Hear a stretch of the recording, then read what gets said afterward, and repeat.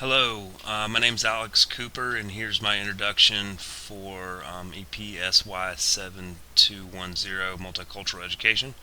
So, I am currently a 7th grade social studies teacher at Morgan County Middle School. That's Madison, Georgia.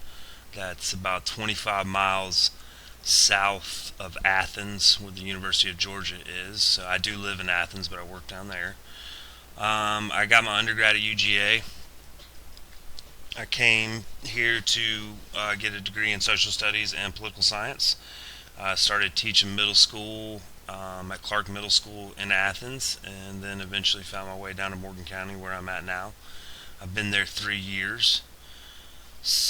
And recently I've gone back to school. I've been back get my master's degree in gifted and creative learning through the Ed Psych program for about a year now. And if you look at the pictures, or picture, excuse me, on the bottom right, you see my two kids. My daughter Ava, in the back, she is 10 years old. She's in the 4th grade now, going into 5th grade. My son Silas in the front there, he's 5 years old, and he'll be going into kindergarten. And my daughter is a gifted student, so I have personal interest in some of the discoveries that I learn about in gifted ed. They kind of hit home for me in a different way, not just in my profession, but as a parent too.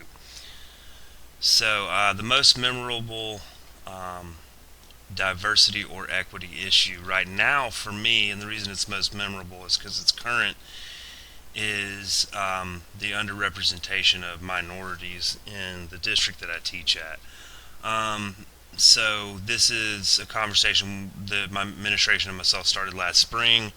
I've now had conversations with parents in the community a little bit about it, some gifted teachers, and eventually hopefully going to work my way up to the district office, because it's a pretty glaring issue in our school.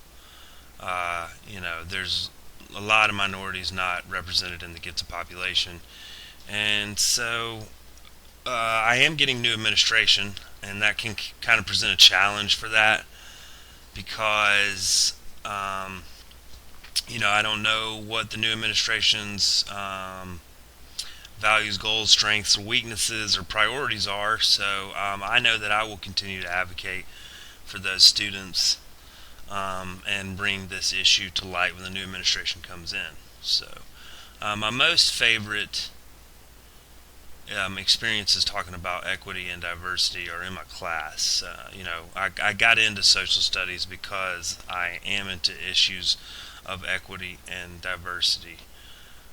So my curriculum provides opportunities for that throughout the year. We get to cover topics like Gandhi and Nelson Mandela, and how they individually dealt with issues of equity and diversity, and so seeing my students engage in those lessons and those parts of the curriculum is really rewarding for me.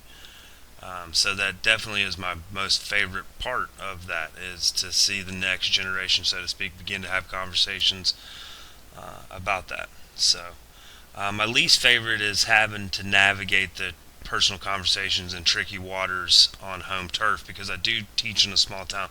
Sometimes it's can be touchy to navigate waters of equity and diversity.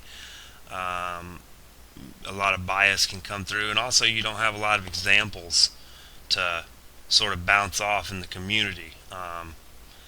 It's not incredibly diverse. It's basically African American or white, so there's not any other ethnic groups to bounce things off of, or give examples, or do things like that. So yeah, it can be tricky trying to navigate things in a small town setting. There's a lot of positives to it, and then there's a lot of just lack of exposure, I guess you could say.